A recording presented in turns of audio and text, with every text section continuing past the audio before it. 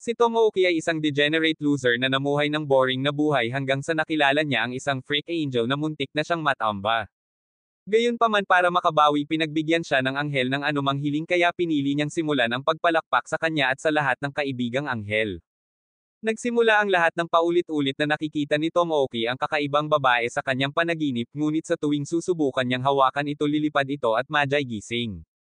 Isang umaga si Gitsuki ang kanyang kaibigan noong bata pa ay kinailangan siyang kaladkarin sa paaralan upang siya ay mawala ng malay sa panahon ng klase at sa huli ay magkaroon muli ng parehong panaginip. Ngunit sa pagkakataong ito nagsalita ang kakaibang babae at nakiusap siya na iligtas siya bago mawala. Nang magising si Tomoki nakita niya ang kanyang sarili na lumuluha at bagamat iminumungkahi ni Mitsuki na kausapin niya ang isang lalaki na nagngangalang Shigata pagkaraan ng ilang sandali pinakinggan ni Shigata ang lahat tungkol sa panaginip ni Tomoki at pagkatapos ay ipinakita sa kanya ang isang black hole na umiikot sa planeta. Ipinaliwanag niya na ang kanyang mga pangarap at ang black hole ay bahagi ng isang bagong mundo na tiyak na lilipad sa kanilang bayan sa hating gabi. Hiniling ni Mitsuki na sumama at pumayag si Shigata ngunit pagdating ng panahon si Tomoki lang ang nagpapakita. Nang magpasya siyang umalis tinawag siya ni Swagata at sinabihan siyang tumakbo dahil may mangyayaring kakaiba. Bago iyon maproseso ni Tomoki lumitaw ang itim na buta sa itaas niya at isang bola ng enerhiya ang bumagsak ilang metro ang layo. Habang sumilip siya sa site upang malaman kung ano ang nangyayari tinitigan niya ang mga taga-gatas ng pera ng isang anghel at tumakbo palayo bago pa maisip ang kanyang isip. Ngunit nang magsimulang mahulog ang mga haligi mula sa itim na butas natatakot siyang baka mapahamak ang anghel kaya tumakbo siya pabalik upang maglaro ng bayani gayunpaman halos madurog siya sa daan kaya sa halip ay nailigtas siya ng anghel. Habang nasa kalagitnaan ng paglipad nakipagkasundo siya sa kanya at nang makarating siya ipinakilala niya ang kanyang sarili bilang isang angeloid na nagngangalang Ikaros na nangangako na tutuperin ang lahat ng nais ng kanyang puso. Kinaumagahan ng magising si Tomoki at makita si Ikaros na pagtanto niya na hindi lang ang araw niya ang hahaba at mahirap. Para naman sa isa nakikiusap si Ikaros sa kanya na magtanong ng anuman sa kanya na ipinaliwanag na siya ay nilikha lamang upang matupad ang nais ng kanyang amo. Kaya habang tinatitigan ni Tomoki ang mga mommy milkers hiniling niyang yumaman siya at laking gulat niya nang tumawag si Ikaros ng 10 bilyong yen. Ngayon na kumbinsido siya na magagawa niya ang anumang bagay nagpasya siyang tuparin ang lahat ng kanyang kakaibang mapanlinlang na pantasya simula kay Mitsuki. Una naging invisible siya at hinahaplos ang kanyang balak habang nagbibihis siya. Pagkatapos ay nagpost siya ng oras at sinisilip ang balangkas ng armor ng bawat babae na nakakakuha ng kasiyahan sa pag-alis ng mga ito at sampling ng kanilang mga balak. Pagkatapos ng pagsabog sinabihan niya si Ikaros na ipakita sa kanya ang kanyang mga balak ngunit sa takot na baka mabuntis siya umatras siya bago siya magbabayad ng suporta sa bata.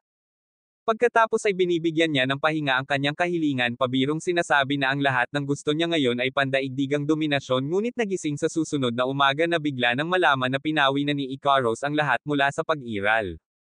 Humihingi ng paumanhin si Ikaros na nagsasabing naisip niya na ito ay maayos at nag-aalok pa nga na sirain ang sarili.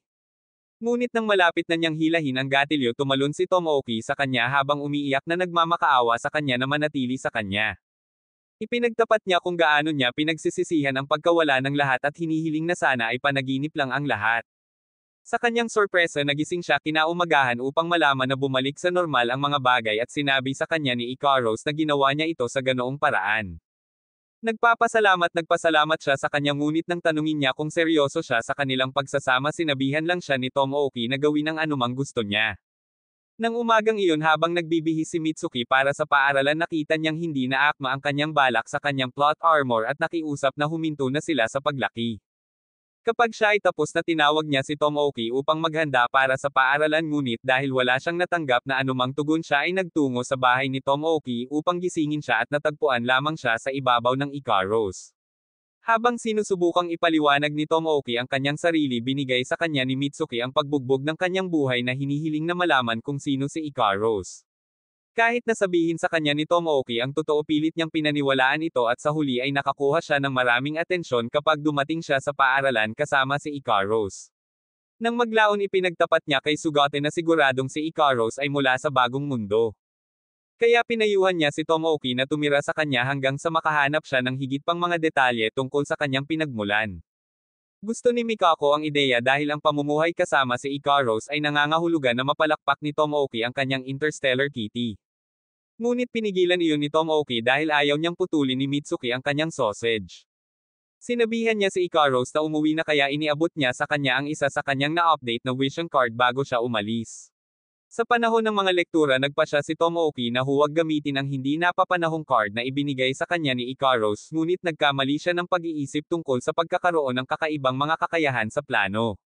Kaya't nang makita niya ang tukana ng sandata ni Mitsuki pagkatapos niyang madapa lumipad ito na ikinagulat ng lahat sa klase. Asar hinawakan ni Mitsuki ang kanyang palda at tinanong kung bakit kumikinang ang bulsa ni Tomoki. At doon napagtanto ng Moro na nalilito siya. Pagkatapos ng isa pang pambubugbog ipinaliwanag ni Tomoki na kasalanan ng card. Kaya pumunta si Mitsuki sa opisina ni Sugata para magsuot ng isa pang plot armor. Gayunpaman kapag sinubukan niya ito nakikipagpunyagi ito sa kanya at lumilipad palayo sa kalawakan.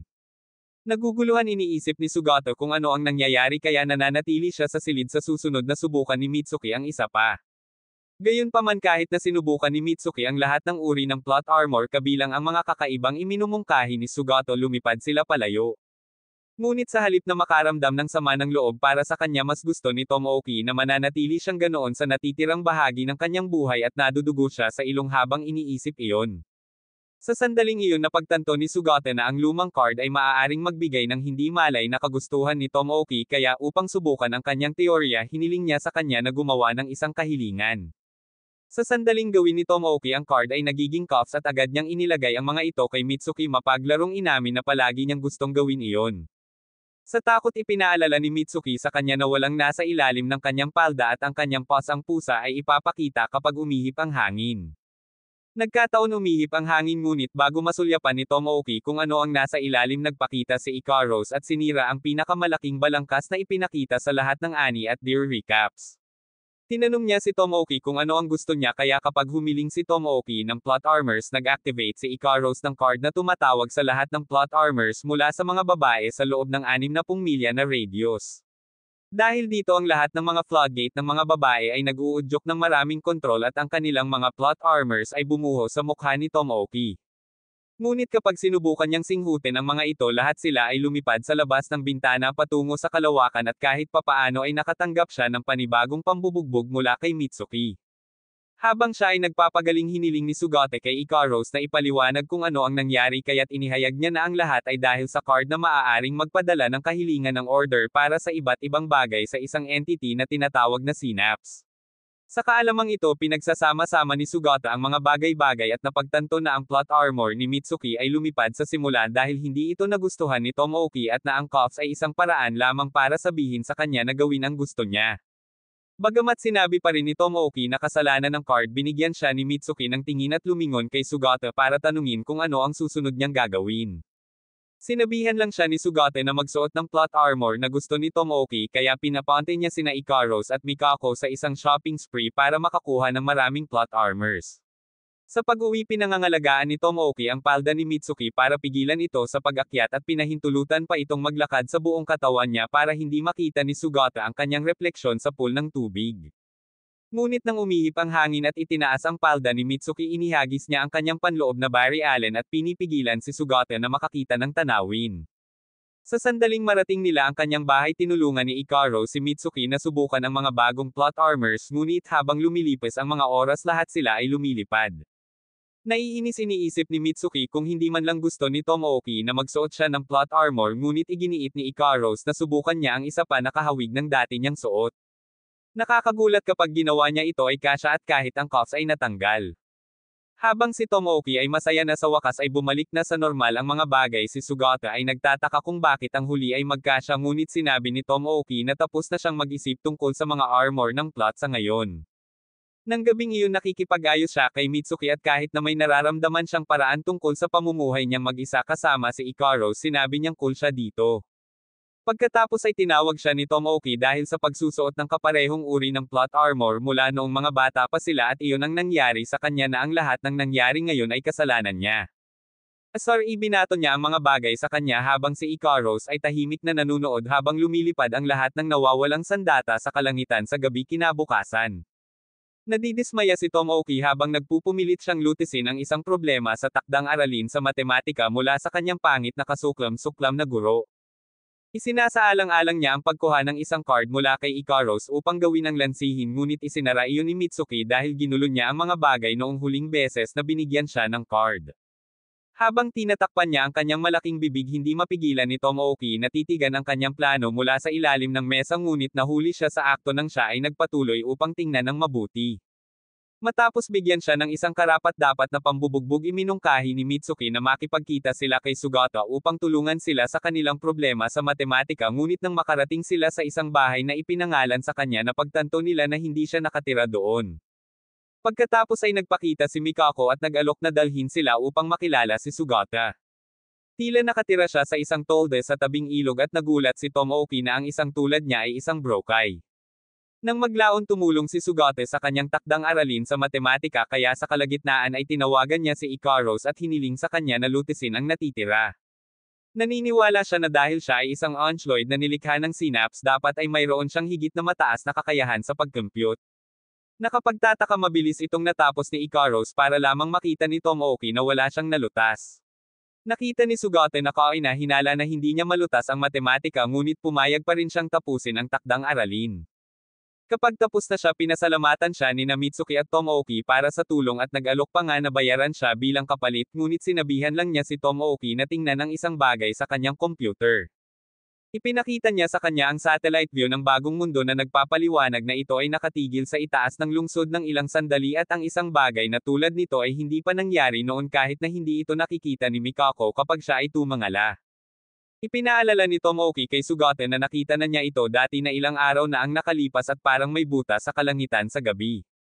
Nagpapaisip ito kay Sugate kung ito ay maaaring nagre-refract ng liwanag kahit papaano.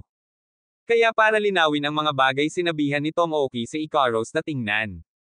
Sa sandaling lumipad si Ikaros sa mga ulap bumalik siya sa loob ng halos isang minuto at ibinalita sa kanila na wala siyang nakita doon. Bagamat naniniwala si Tomoki sa kanya naramdaman ni Sugata na may tinatago siya ngunit nanahimik siya tungkol dito sa ngayon. Ibinunyag niya na siya mismo ang magpapalinaw sa mga bagay-bagay at doon nagtatanong si Mitsuki kung gusto niyang lumipad muli. Kinumpirma ito ni Sugata na nagsasabi na gusto niyang magpatakbo ng isa pang pagsubok na flight sa susunod na araw at dahil kakailanganin niya ang kanilang tulong upang gawin ito sinabi niya sa lahat na magpalipis ng gabi sa kanyang lugar. Habang tinatanggap nila na mamahagi si Mikako ng mga gawain at natapos si Ikaros na itinalaga upang makakuha ng mga supply mula sa merkado. Pakiramdam ni Tomoki na hindi uobra ang pagpapaalis ni Ikaros ng mag-isa ngunit nakikita ito ni Sugata bilang isang pagkakataon upang masuri kung gaano siya kahusay sa pagtupad ng mga tungkulin sa mommy. Ngunit kapag oras na para sa kanya upang pumunta nakalimutan niya ang pera at si Tomoki ay napilitang hilahin siya pabalik sa susunod na muli siyang umatras dahil ang mga normal na tao na pumupunta sa palengke ay walang mga pakpak o choker na nakatali sa kanilang mga leeg. Nang sa wakas ay pinayagan na siyang umalis patuloy siyang binabantayan ni Tomoki dahil hindi siya nagtitiwala sa kanyang mga kasanayan sa pamimili. Si Mikako at ang iba ay nagpakita din upang manood at habang hinahangaan sila ni Ikaro sa pagpili ng mga tamang bagay na pagkamalan niyang karne ang sisiw. Kaya kapag bumalik siya ni Rate ni Tomoki ang kanyang mga kasanayan sa pamimili ng isang F ngunit tinapik niya ang kanyang ulo kapag nakita niyang nalulungkot siya. Sa dakong huli ng hapong iyon habang si Tomoki ay nangingisda si Mitsuki ay sumama sa kanya at tuluyang nadula sa lawa. Kaya't nabasa siya at hindi mapigilan ni Tomoki na titigan ang kanyang mga tumutulo na plot at siya ay napahampas dahil dito. Habang nagpapagaling siya nagpakita si Sugata at nagtanong kung may nakakaalam kung saan tumakbo si Ikaros para lamang dumating ang Anchloid na may pinakamalaking isda sa lahat ng anime. Gulat na tumitig si Sugata dahil ang ganitong uri ng isda ay umiiral lamang sa ilog ng Amazon. Kaya't nang tanungin ni Tomoki si Ikaros kung paano siya nakarating sa Amazon ipinahayag niya na maaari siyang lumipad sa laban 24. Nagulat si Sugate nang gawin niya ang matematika at natatawa siya sa ideya na si Ikaros ay isang alagang hayop lamang. Paglubog ng araw lahat ay nag-e-enjoy sa luto ni Ikaros lalo na si Tomoki na binanggit na ito ay tulad ng sarap ng pagkain ng kanyang mommy. Natawa si Mitsuki matapos itong marinig at casual na sinabi na ang saya-saya lang nila simula nang dumating si Ikaros. Ngunit habang sinusubukan ni Ikaros na unawain ang konsepto ng saya tinitigan siya ni Sugata nang may paghamak na iniisip na naglalagay siya ng harapan. Kaya't sa gabi kinukumpronte niya ito at hinihiling sa kanya na ibunyag ang katotohanan tungkol sa kung sino o ano siya. Naguguluhan sinabi niya sa kanya na isa lang siyang android ngunit pinutol siya nito sa kalagitnaan at hiniling sa kanya na ihayag ang kanyang tunay na intensyon para kay Tomoki. Ang tanong ay nagpawala ng bantay kay Ikaros dahil inihayag niyang hindi siya sigurado sa kanyang layunin ngunit sinabihan lamang siyang manatili sa tabi ni Tomoki. Sa kaibuturan niya masama ang pakiramdam niya na matigas ang ulo ni Tomoki sa kanya habang si Sugata ay nakatutuwa na hindi niya alam ang kanyang layunin. Naisip niya na kakailanganin niya malaman kung sino ang nagpadala sa kanya kay Tomoki at nagpasyang pakawalan siya sa tali sa ngayon. Habang papalayo siya nagtago si Tomoki sa likod ng puno at mukhang narinig niya ang lahat.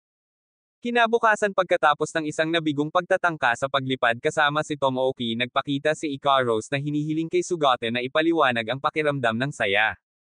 Ibinunyag niya na sa tuwing kasama niya si Tomoki gumagaan ang kanyang puso at iba ang nababasa. Ngunit sa halip na sagutin ang kanyang tanong sinabihan siya ni Sugata na alamin para sa kanyang sarili at iulat muli sa kanya ang mga resulta. Kaya't sa gabing iyon kapag umuwi siya kasama si Tomoki tinanong niya kung gusto nito na kasama siya at sinabi niyang oo. Pagkatapos ay ginugugol niya ang natitirang bahagi ng gabi sa pagsusulat tungkol sa kung paano niya gustong manatiling masaya kasama siya. Makalipas ang ilang masasamang gabi nagising si Tomoki at nalaman na lahat ng plot armors na lumipad palayo ilang araw na ang nakalipas ay sumusunod na sa kanya. Nagtataka siya kung bakit sila bumalik. Kaya sinabi ni Ikaros sa kanya na maaaring lumipad sila sa buong planeta para lang makita siya. Napukaw ang kakaiba sa kanyang isipan nang marinig iyon. Kaya habang niyayakap niya ang plot armors para sa pagbisita hindi niya napansin na nakatayo sa likod niya si Mitsuki na may intensyong pumatay. At kahit na natiis niya ang kanyang pambubugbog umiiyak siya dahil sinira rin niya ang karamihan sa mga sandata ng plot. Habang nagpapagaling siya sinabihan siya ni Mitsuki na itapon ang mga natitira at nang makakita siya ng isang grupo ng mga vision card lihim niyang hiniling kay Ikaros na hayaan siyang magkaroon nito. Nang maglaon sa paaralan nakilala ni Tomoki si Sugata at sinabi sa kanya ang tungkol sa mga sandata ng balangkas. Kaya nang marinig ni Mikako ang nangyari tinutokso siya nito dahil nakita niyang muli ang plot armor ni Mitsuki. Bilang resulta hindi komportable si Mitsuki at nakiusap kay Tomoki na alisin ang mga sandata ng plot. Kahit na pumayag si Tomoki na gawin ito alam ni Mitsuki sa kanyang isip na hindi siya mapagkakatiwalaan. Kaya kinaumagahan tinanong niya kung naalis na niya ang mga ito at sinabi ni Tomoki na oo. Samantala kasinungalingan iyon dahil sa sandaling bumangon siya pinaglalaroan niya ang isa para lang ito sumabog sa kanyang mukha. Pagkatapos ng pagsabog iniisip niya kung ano ang nangyayari at tinukso siya ni Mitsuki sa hindi pag-alis ng mga sandata ng plot. Malamang ginamit niya ang mga card na kinuha niya kay Ikaros para matiyak na lahat ng plot armors na nakikita ni Tomoki ay sasabog. Nagulat si Tomoki nang malaman niya ito kaya't binitawan niya si Mitsuki upang tumalikod ito at kapag ginawa niya iyon sinilip niya ang kanyang plot armor na naging dahilan upang ito ay sumabog. Habang umaalis ang usok pinalabas niya si Tomoki at napilitan itong humiga sa kanyang silid naghahanap ng paraan upang makaalis ng bahay nang hindi nakakasagabal sa isang potensyal na bomba. Sa sandaling lumabas siya sa kanyang silid sinalubong siya ng maraming plot armors na nakasabit sa kisame at halos mawalan siya ng buhay.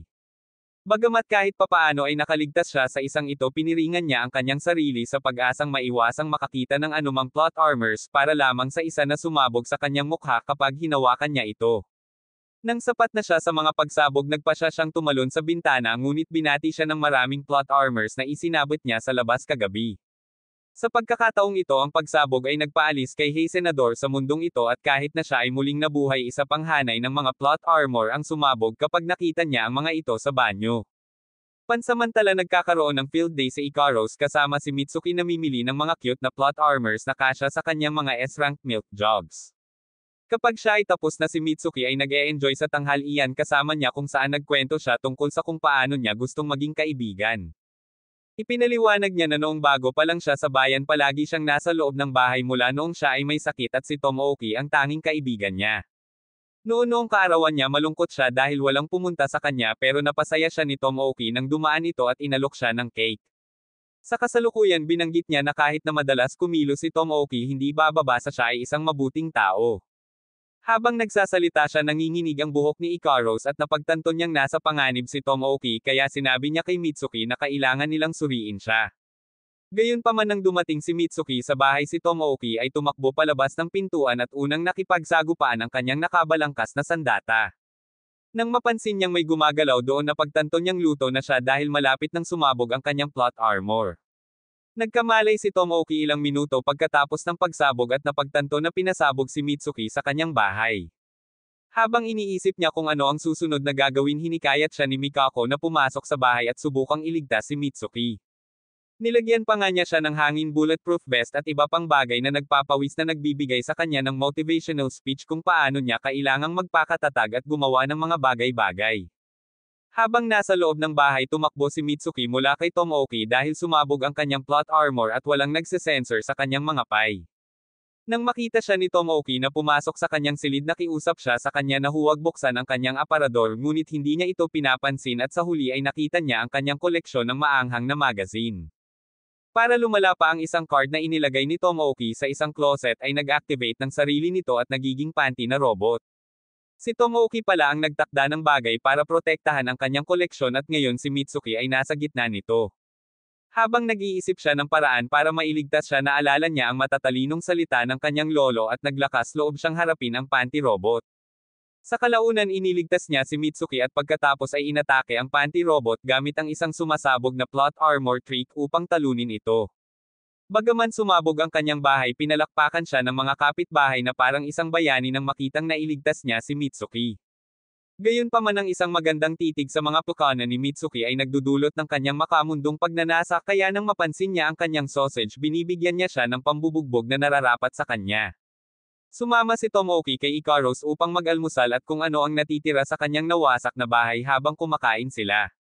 Napagtanto ni Tomoki na kailangan niyang magpa-air condition dahil malapit na ang tag-araw, ngunit sinabihan siya ni Ikaros na kumuha muna ng bahay kahit na pinag-iisipan niya ito. Iminungkahi niya na mamuhay kasama si Sugata para lamang magbago ang isip kapag inatake siya ng mga ligaw na oso. Kaya't sa umagang iyon, huminto siya sa bahay ni Mitsuki, humihiling sa kanya na payagan siyang manatili, ngunit sinabihan siya ni Mitsuki na hindi sa takot na siya ay dumaan sa kanyang mga gamit at maamoy ang kanyang mga sandata. Lumitaw si Mikako, hinihiling si Tomoki na manatili sa kanyang lugar sa halip. Agad namang tinanggap ni Tomoki ang alok dahil malaking bagay ang pamilya ni Mikako sa bayan at pumayag pa nga si Mitsuki na sumama sa kanya.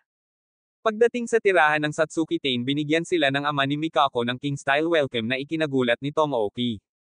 Noon niya nalaman na ang pamilya ay naging naghaharing angka ng lungsod sa loob ng maraming taon at kahit na nakakagulat siya, sinabihan siya ni Mikako na magpahinga. Iginiit niya na magiging maayos ang lahat hanggat sila ay kumilos, tanging si Ikaros ay lumitaw mula sa kung saan at tinapik ang bungo ng alopecia ng kanyang ama na ikinagulat ng lahat. Sa sandaling iyon, gumulong-gulong si Tomoki sa sahig, nakikiusap sa matanda na iligtas ang kanilang buhay dahil may utak ng sanggol si Ikaros. Nakapagtataka, hinayaan ito ng ama ni Mikako na dumausdas at tinatrato pa sila sa isang magandang welcoming party. Nang gabing iyon, habang nagsasaya ang lahat, napansin ni Ikaros na wala si Tomoki, kaya nang itanong niya kung nasaan siya, binanggit ni Mitsuki na naligo siya. Nakakaabala ito kay Sugata dahil ang pagligo sa maling lugar dito ay maaaring mauwi sa pagkaputol ng ulo. Samantala, gumagala si Tomoki sa mga hot spring kung saan binati siya ng mga tumutulo na plot ni Mikako, at kahit alam niyang iba ang plot twist nito, hinayaan niya itong mapalapit dahil ang tanging bagay na gusto niyang gawin ay pilitin siya. Ngunit sa huli ay sinabihan siya nito na tumakbo para hindi maputol ang kanyang ulo. Kaagad tumunog ang emergency alarm at lumabas na siya ay nasa paligan na kausap lang ni Sugata. Ang mga security guard ay inalerto na dukutin siya at kahit na siya ay nagmamakaawa na iligtas ang ama ni Mikako, ay iginiit na ang mga batas ng angkan ay ganap at wala siyang magagawa. Nang tanungin kung bakit, ipinaliwanag ni Mikako na ang paligan ay orihinal na pagmamay-ari ng kanyang ninuno na isang celestial na dalaga. Pagkatapos niyang pumasa, ang paligan ay binuksan sa publiko at ang lungsod ay pinarusahan ng mga lindol at iba pang mga sakuna. Natigil lamang ito nang mapugutan ng ulo ang mga bisitang naligo, kaya naman kailangang putulin ng kanyang ama ang ulo ni Tomoki. Si Sugata, kahit isang kaibigan ng pamilya, ay sumusubok na makialam sa pagbitay. Ngunit bago pa mapatay si Tomoki, nagpakita si Hiharu at tinakat ang mga bantay gamit ang kanyang kapangyarihan. Huminto lamang siya nang mapansin ni Tomoki na napakalayo na niya, kaya nagpa siya ang ama ni Mikako na bigyan sila ng pass. Gayunpaman, kinaumagahan nagising si Tomoki at laking gulat niya nang makitang nakasakay siya sa isang eroplano patungo sa isang walang nakatirang isla. Si Mikako pala ang nag-orkestra sa biyahe dahil sa nangyari noong nakaraang araw. Pagdating nila sa isla, sinabihan niya ang lahat na gawing komportable ang kanilang sarili. Ngunit nabigla ang lahat nang ihayag ni Mikako na walang beach house o mga gusaling tulad nito. Kaya iminungkahi ni Sugata na hanapin nina Ikaros at Tomoki ang pagkukunan ng pagkain habang sasama siya kay Mikako upang maghanap ng maiinom na tubig. Kaagad ipinadala ni Tomoki si Ikaros upang manghuli ng ilang tuna habang siya ay pumasok sa kakahuyan upang maghanap ng makakain. Ang una niyang nakikita ay ang ilang mga kabute na sumasakit sa kanyang tiyan sa sandaling kumagat siya. Namatay siya ng isang oras ngunit nang matauhan siya laking gulat niya nang marinig si Mitsuki na sumisigaw mula sa malayo. Kaya't sinundan niya ang boses nito at natagpuan siya sa isang hukay kung saan nalaman niyang nahiwalay siya sa iba habang tumatakbo palayo sa isang halimaw. Sa kasalukuyan ng tunog ng halimaw ay nakakatakot sa kanya kaya tiniyak ni Tomoki sa kanya na walang mangyayari sa kanyang relo at patuloy nilang hahanapin ang iba bukas. Sa kasamaang palad sina Sugata at Mikako ay wala saan man sa sumunod na araw kahit na matapos silang hanapin nina Tomoki at Mitsuki. Ang mga araw ay nagiging linggo at ang mga linggo ay naging isang buwan na nagreresulta sa pamumuhay nina Tomoki at Mitsuki tulad ng mga mag-asawang cavemen. Isang gabi napansin ni Tomoki na late na lumabas si Mitsuki kaya huminto siya sa tabing dagat para tingnan siya. Tila malungkot siya dahil wala pa rin sina Sugata at Mikako at naluluha siya iniisip kung makakaalis pa ba sila sa isla. Tiniyak sa kanya ni Tomoki na magiging maayos ang lahat dahil hindi siya nag-iisa ngunit kapag binanggit niya ang pagkakaroon ng mga anak sa kanya sinabi niya sa kanya na hindi siya si Cinderella ngunit sigurado siyang babagay ito. Kaya sa unang pagkakataon hindi siya tumutol ngunit bago sila makabuo ng isang balangkas isang halimaw ang lumitaw mula sa dagat at sinira ang sandali. Habang hinihila nito si Mitsuki palayo buong lakas itong inatake ni Tomoki hanggang sa dumyugo siya para lang bumagsak ang halimaw na nagpapakitang si Ikaros iyon sa buong panahon. Hindi pala niya nakita ang tuna na hiningi ni Tomoki kaya naglakbay siya sa karagatan para hanapin ito. Makatuwiran ng lahat kay Mitsuki ngayon dahil napagtanto niyang si Ikaros ay natatakpan lamang ng seaweed at oysters hindi ang mamamatay tao na halimaw na kinatatakutan niya. Para naman kay Sugata at Mikako sinuntok ni Ikaros ang isang pinto sa kalawakan at nagulat ang lahat nang makitang sila ay nasa tirahan ng Satsuki Tane sa buong oras. Tulad ng para sa halimaw na tunog na narinig ni Mitsuki ito ay isang bagay na napre-record ni Mikako sa kanyang sarili. Ayon sa kanyang ama ang buong peking paglalakbay sa isla ay parusa ni Tomoki sa paglabag sa kanyang mga patakaran. Parehong nahihiya sina Mitsuki at Tomoki habang pinapatugtog ni Mikako ang video na halos nagiging intimate na sila ngunit sa halip na hayaang dumalsdas ang mga bagay binugbog ni Mitsuki si Tomoki iginiit na kasalanan niya ang lahat. Nang sumunod na araw nagulat si Tomoki nang makitang naayos na muli ang kanyang bahay salamat sa ama ni Mikako. Sa panahon ng bakasyon sa tag-araw gumising si Tomoki isang araw upang makahanap ng isa pang Onsloyd na tulad ni Ikaro sa kanyang bahay. Ang kanyang pangalan ay Nymph at kahit na siya ay cute si Tomoki ay nagtataka kung bakit siya patuloy na umaakit ng mga dayuhan na kasosyo sa buhay. Ngunit sinabi sa kanya ni Ikaros na ito ay dahil siya ay mas pangit kaysa sa pinakapangit na halimaw sa kanyang mundo kaya nang malapit na niyang ilabas ang kanyang galit kay Ikaros tinawag siya ni Nymph na isang bog. Bagamat sa tingin ni Tomoki ay nagkamali siya nang narinig tinawag niya itong isang maliit na bog dahil ang kanyang sausage ay mas maliit kaysa sa US port sa isang flip phone. Pakiramdam na nilabag sumigaw si Tomoki kay Ikaros na paalisin si Nymph sa kanyang bahay at naririnig siya ng kanyang mga kaibigan na sumisigaw mula sa labas. Kinalaunan sa araw na iyon sumama siya sa kanyang mga kaibigan para sa isang paglalakbay sa tag-araw at asar na sumama si Nymph. Kahit na ang lahat ay masaya na naruroon si Mitsuki ay hindi dahil gusto lang niyang sumama sa paglalakbay na ito kasama si Tomoki. Lumalabas na nanalo siya ng isang pares ng mga tiket sa beach ilang araw na ang nakakaraan at pagkatapos niyang gawin ginawa rin ni Mikako na nagpapaliwanag kung bakit sila nandito kasama niya. Sa kasalukuyan nagtataka si Chigata kung bakit lumitaw ang isa pang Angeloy sa bahay ni Tomoki at sinabi lang ni Tomoki na nagising siya at nakita siya doon. Bagamat ayaw niya na nasa paligid siya gumagaan ang kanyang kalooban nang makarating sila sa isang beach na puno ng mga maiinit na badis na nakabikini. Ang pagkakita kay Mitsuki na naka-swimsuit ay pumukaw ng isang nakatutuwang ideya sa kanyang isipan kaya nagpasya siyang maglaro sila ng volleyball para masaya. Samantala sa kaibuturan ng kanyang kasuklam-suklam na isipan gusto niyang makita kung sino ang mas digati sa pagitan ni Mitsuki at ng iba pang mga babae. Ngunit dahil walang higanting plot si Nymph hinampas niya ang bola sa kanyang pangit na mukha sabay-sabay na tinapos ang laro. Nang maglaon iminungkahi ni Mitsuki na lumabas sila sa isang bangka at sumang-ayon siya. Kaya habang tumatakbo siya para umarkila ng bangka napansin ni Tomoki si Nymph na nakaupo mag-isa kaya pinuntahan siya nito. Una ay binigay niya sa kanya ang kanyang sausage at habang inilalagay niya ito sa kanyang bibig sinabihan siya nito na magpasalamat. Sa pagtikim nito nalaman niyang masarap ito kahit na pinipigilan niya si Tomoki na umupo malapit sa kanya. Nagtataka nagtanong siya kung bakit siya nagpakita at sinabi niya sa kanya na gusto lang niyang makita kung ano ang pakiramdam ng mundong ito. Kinumpirma niya na kaibigan niya si Ikaros ngunit nilinaw niya na hindi siya interesado sa kanya. Samantala si Ikaros ay nasa ilalim ng dagat na naghahanap ng God knows what at nang napagtanto ni Tomoki na nandoon siya tumalon siya para ilabas siya para lang uminom ng 50,000 galon ng tubig. Nang tuluyan na siyang gumaling pinagalitan niya si Ikaros dahil sa kanyang ginawa sa takot na makatawag ito ng hindi gustong atensyon kung may makakita sa kanya dahil hindi siya marunong lumangoy. Nagpa siya si Tomoki na turuan siya para lamang magpakita si Mitsuki kasama ang nirentahang bangka at makita silang magkasama. Naiinggit nagtungo siyang mag-isa sa dagat ngunit kapag naiisip niya ito napagtanto niyang hindi rin pala siya marunong lumangoy. Noong bata pa siya inalok siya ni Tomoki na turuan siyang lumangoy at dahil natakot siya naging madali si Tomoki sa kanya. Sa kasalukuyan iniisip ni Mitsuki kung nakalimutan na ba niya ang lahat ng iyon ngunit nabalik siya sa realidad nang malaman niyang napalayo siya sa dalampasigan. Pansamantala napansin ni Tomoki na nawawala siya kaya nagtanong siya sa paligid upang malaman kung nasaan siya.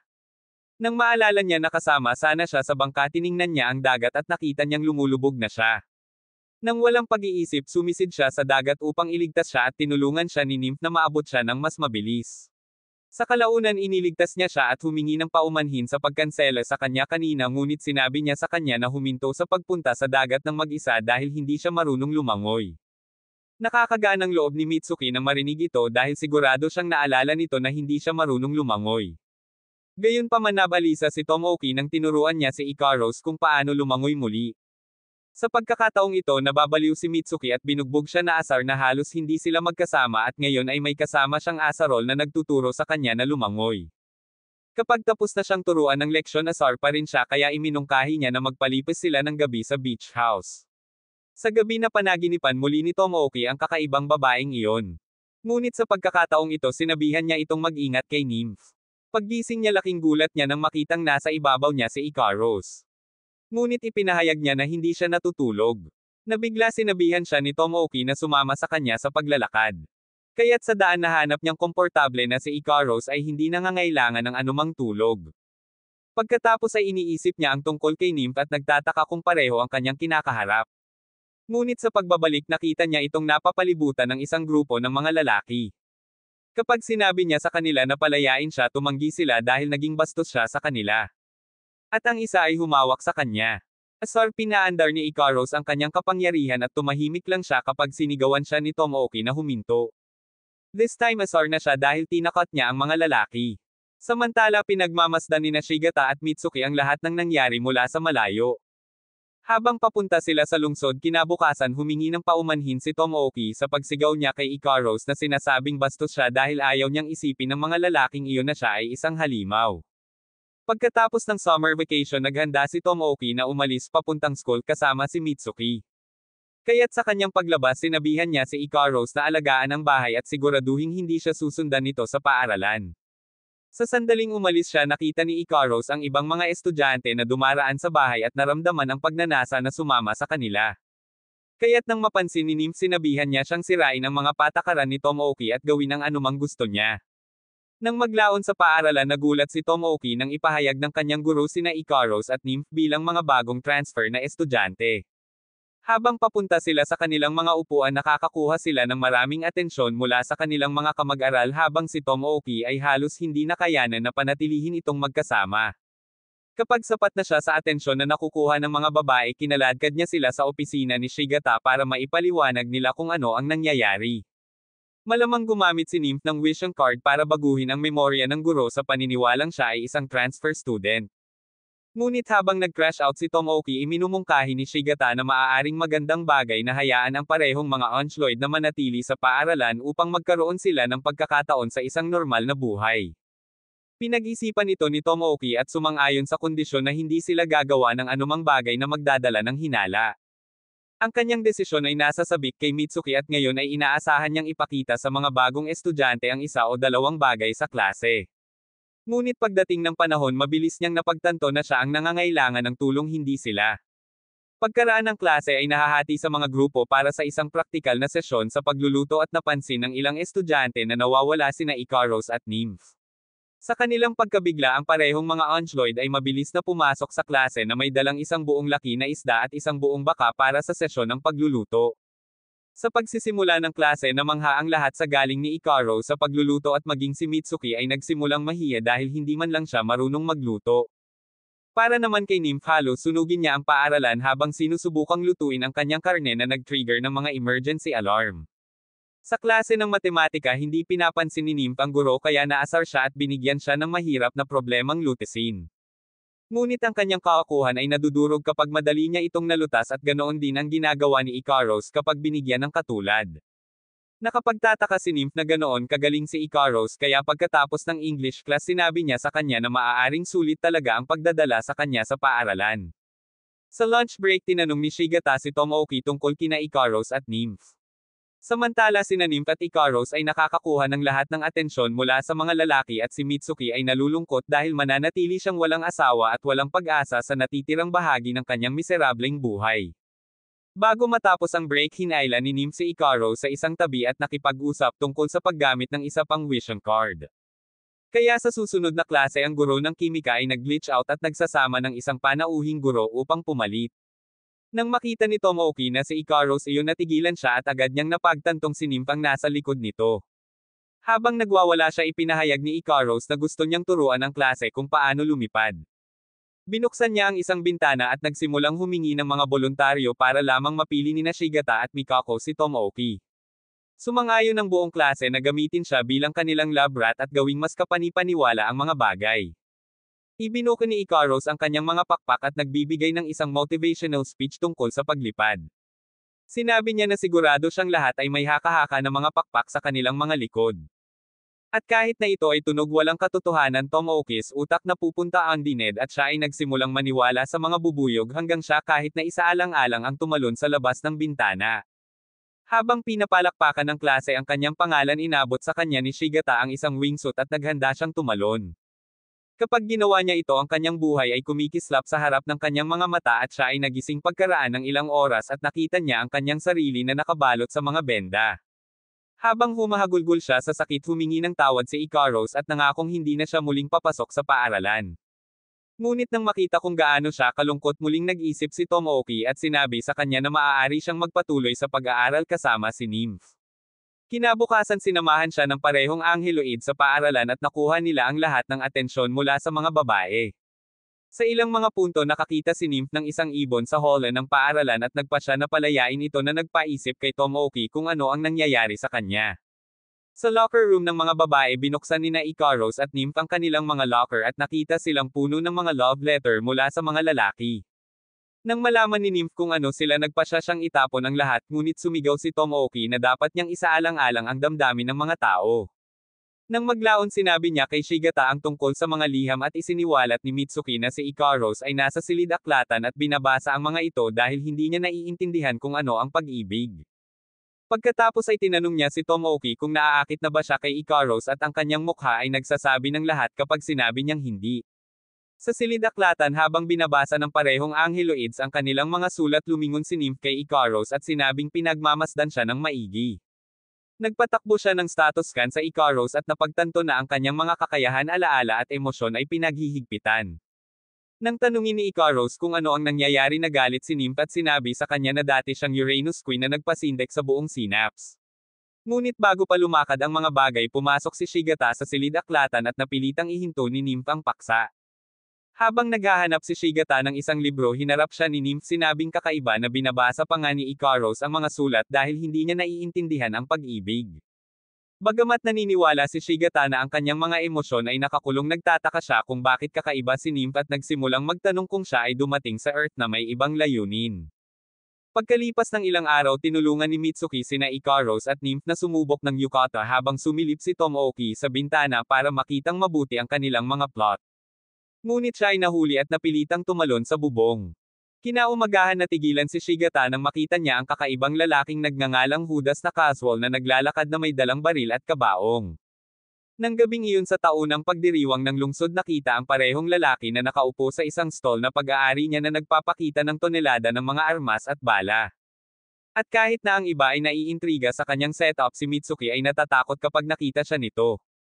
Tulad ng para kay Shigata, iniskan niya ang stall at napansin na mayroon lamang mga baril at bala at walang mga target kahit saan. Sa sandaling iyon nagpakita si Mikako at nakuha ang atensyon ng lahat habang pinag-uusapan niya ang pagdiriwang ngayong taon. Ibinunyag niya na ang kanyang angkan ay nag-imbite ng isang espesyal na panauhin upang pagandahin ang mga bagay-bagay at na ang kaganapan sa taong ito ay isang laro ng kaligtasan. Ang laro ay nagbibigay sa lahat ng akses sa isang baril na puno ng mga bala ng goma at ang huling taong nakatayo ay mananalo ng 10 milyong yen na reward. Ang lahat ay nasa sabik sa pagkakataong maging isang milyonaryo maliban kay Tomoki na may masamang pakiramdam na may maaaring magkamali. Pagkatapos maghanda ng mga baril, lahat ay nagtitipon sa isang itinalagang lugar upang simulan ang laro. Ngunit bago ito magsimula umalis si Nymph, sinabing hindi siya interesadong maglaro. Sa marka ni Mikako nagsimula ang laro at halos nahanap ni Tomoki ang kanyang sarili na nahuli sa crossfire. Habang tumatakbo siya para magtago, maswerte siya kapag binaril siya ng isang lola at na-miss. Nang makita siya nagulat si Tomoki dahil siya ay dapat na baldado, ngunit sinabi sa kanya ng matandang babae na ang 10 milyong yen ay malaking pera para hindi niya pansinin. Sa sandaling iyon tumakbo si Tomoki para sa kanyang buhay, iniiwasan ang mga bala ni Lola, ngunit nang sa tingin niya ay nakatakas siya, isa pang uhaw na babae ang humila sa kanya sa loob ng sim at hindi nagtagal ay nahanap niya ang kanyang sarili na napapalibutan ng mas maraming umaatake bagamat nagawa niyang makatakas. Hinabol siya ng isang grupo ng mga mag-aaral at nagsimula siyang magtaka kung ano ang ginawa niya para maging ganito kasuklam sa kanya ang mga babae. Sa wakas ay nagtago siya sa likod ng isang puno, ngunit hindi man lang siya nagkakaroon ng pagkakataong huminga dahil naabutan ni Lola at sinubukang kumuha ng isa pang shot. Sa pagkakataong ito, bago siya makapaputok siya at ang ilan pang mga batang babae ay pinaputukan ng isang sniper na nakatago sa kakahuyan.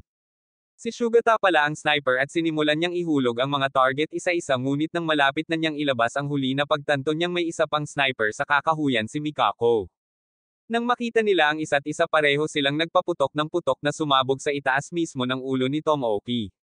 Pagkatapos ang dalawang sniper ay sumisingil sa isa't isa upang ayusin ang mga bagay sa malapitang labanan, ngunit pantay-pantay ang mga ito. Naputol ang kanilang pag-aaway nang biglang sumulpot si Ikaros, lumilipad sa himpapawid gamit ang isang machine gun at pinutol ang lahat ng nasa daanan niya. Sina Shugata at Mikako ay nahuli sa crossfire at habang ang mga nasugatan ay natatakot na malapit na ang wakas, binaril lang ni Tomoki si Ikaros sa ulo at sinabihan siyang mag-fuff. Habang lumilipad siya, napagtanto ni Tomoki na talagang tumulong siya sa pagtanggal ng karamihan sa kanyang mga kaaway, kaya ngayon ay umaasa siyang makuha ang reward money. Sa ibang lugar nakilala ni Ikaros si Nymph na nagtanong kung maganda ba ang pakiramdam niya sa pag-atake sa mga inosenteng tao. Nangako siyang ipaalala kay Ikaros kung sino talaga siya, ngunit nang igiit ni Ikaros na isa lang siyang pet class na Oncloid na wala ito at inatake siya ni Nymph. Tila si Nymph ay ipinadala ng kanyang Panginoon upang iurong si Ikaros at ibalik siya sa Synapse at natutuwa siyang talunin siya. Ngunit paulit-ulit na inuulit ni Ikaros na isa lang siyang pet class na Oncloid na ikinagalit ni Nymph. Upang maituwid ang record, nahak niya si Ikaros at inalis ang kanyang proteksyon sa memorya, at iyon ang naaalala ni Ikaros noong isang pagkakataon na siya ay ipinadala ng kanyang dating amo upang sirain ang mga tao sa ibabaw. Noon pinunasan niya ang isang buong sibilisasyon sa isang shot. Kaya habang bumabaha ang alaala sa kanyang isipan, naalala niya kung paano ayaw ni Tomoki na makita siya bilang isang mapanirang sandata at nagsimula siyang umiyak. Nagsimulang pagtawanan siya ni Nymph, ngunit huminto at nagtataka kung paano maiiyak si Ikaros dahil na-unlock lamang niya ang kanyang mga proteksyon sa memorya. Sa kanyang pagkabigla, nabuksan ni Ikaros ang natitira sa kanyang mga paghihigpit at ganap na nagising sa kanyang dating sarili. Ngunit sa halip na pumanig kay Nymph, inatake siya ni Ikaros na pinilit na tumakbo si Nymph para sa kanyang buhay. Sa kabila ng kanyang mga pagsisikap, naabutan siya ni Ikaros at pinaalis siya sa langit gamit ang isang mapang wasak na pagbaril. Kahit na nagpaputok si Nymph ng isang malakas na putok ng enerhiya sa kanya, wala itong ginagawa. Nanginginig pinanood ni Nymph si Ikaros na nag-charge ng isang arrow na sapat na malakas upang lipulin ang isang bansa, ngunit malamig na sinabi ni Ikaros na mababawasan niya ang pinsala. Sinabihan niya si Nymph na umalis at idinagdag na gusto lang niyang bumalik kay Tomoki at patuloy na magpanggap bilang kanyang alaga. Sa kalaunan pumayag si Nymph na umatras ngunit bago lumipad binalaan niya si Ikaros na hindi niya magagawang patuloy na lokohin si Tomoki magpakailanman. Samantala si Tomoki sa paanuman ay napunta bilang isa sa iilan sa mga nakaligtas na kalahok ngunit nabigla siya nang matuklasan na si Judas ay gumagamit ng baril na may mga totoong bala. Pagkatapos ay nagpakita si Mitsuki at na-hype dahil gusto niyang barilin si Tomoki at manalo ng pera. Habang hinahabol niya ito pinagpapantasyahan niya ang lahat ng mga bagay na gusto niyang gawin sa premyo na kinabibilangan ng pagpapakasal kay Tomoki pakikipag-date sa kanya isang bibil at maging ang pagpalakpak nito. Kaya't nang sa wakas ay nakakuha siya ng malinaw na pagbaril sa kabutihang palad nagpakita si Ikaros at kinuha ang hit para kay Tomoki. At nang malapit na siyang masira bigla siyang nagising at ipinakitang wala na siyang pinsala ngayong sina Mitsuki at Tomoki na lang ang natitira. Hinarap sila ni Mikako laban kay Judas bilang panghuling amo. Lahat sila ay pumwesto sa isang klasikong western-style standoff handang gumuhit. Ngunit bago pa man mahaylan ni Mitsuki at Tomoki ang gatilyo pareho silang natamba sa lupa at si Judas ang nanalo ng pera sa huli. Isang grupo ng mga anghel sa kalangitan ang pinagalitan si Nymph dahil sa hindi pagbawi ni Ikaros kaya ng pagbabantaan ng amo ni Nymph na itapon siya ipinangako niyang ibababa niya si Ikaros sa susunod na bibigyan siya ng pagkakataon. Pagkatapos ay gumamit ang kanyang master ng vision card para magdagdag ng timer sa kanyang choker na senyales na mayroon siyang maikling oras para tapusin ang trabaho o kaya'y luto na siya. Lumipas ang ilang araw at sumama si Tomoki sa kanyang mga kaibigan upang magpalipis ng oras sa bukid. Inilalaan ni Mikako ang isang pwesto para sa kanila at habang papunta sila rito nag-iisip si Mitsuki kung ano ang nangyayari kay Nymph dahil ilang araw na siyang hindi bumabalik ngunit hindi masyadong nagbabasa si Tomoki sa kanyang pagkawala iniisip na malamang na bumibisita siya sa mga tao sa kanyang bayan. Para naman kay Ikaros pumunta siya sa isang stall at aksidenteng nabasag ang isang electric toy at naasar si Tomoki dahil kailangan niyang magbayad para dito. Bago siya umalis nakakita siya ng isang planong lumihis na set at naging malungkot kapag napagtanto niyang hindi niya ito kayang bayaran. Habang lumalayo siya masama ang pakiramdam ni Ikaros at sinubukan niyang humingi ng tawad ngunit tuluyan niya itong hindi pinansin at nagpatuloy. Pagkatapos ay nagpa siya si Ikaros na siya ay kumilos ng mas tao kaya kapag narinig niya ang isang mag-asawa na nagsasabi na ang pagsisinungaling ay tao nagpa siya siyang gawin ang pagsisinungaling sa sukdulan. Sa susunod na pagkikita niya si Mitsuki sinabi niyang galit siya sa kanya at walang nag-iisip na cute siya. Pagkatapos ay sinabi niya kay Shugata na walang bagong mundo at bumaling kay Mikako na nagsasabing siya ay isang mabait na tao. Tungkol naman kay Tomoki sinabi niya sa kanya na ayaw niya itong makasama. Sinaktan sinubukan ni Tomoki at Mitsuki na kainin at inumin ang kanilang kalungkutan ngunit dahil hindi ito nakakatulong nagpa siya si Tomoki na gagawin niya ang lahat para gumaan ang pakiramdam. Samantala si Ikaros ay nagkakaroon ng field day na iniihaw ang lahat ng kanyang nakikita lahat sa ngalan ng pagiging tao. Si Nymph ay nagpapakita sa ilang mga punto at sinabi sa kanya na wala siya roon para makipag-away ngunit sa kaibuturan plano niyang lokohin si Ikaros at ibalik siya sa sinap sa anumang paraan. Gayunpaman nang pumasok siya sa stealth mode at sinusubukang dukutin si Tomoki nakita niya ang natalo na nanunood ng mag-asawang gumagawa ng plot. Kapag nakikialam siya naasar si Tomoki at nagtatanong kung nasaan na siya sa lahat ng oras na ito. Sinabi niya sa kanya na nag-aalala siya tungkol sa kanya at hindi na siya dapat umalis muli nang hindi nagpapaalam sa kanya. Nang marinig niya ito medyo nanlambot siya kahit na siya ay orihinal na nasa isang misyon na dukutin siya.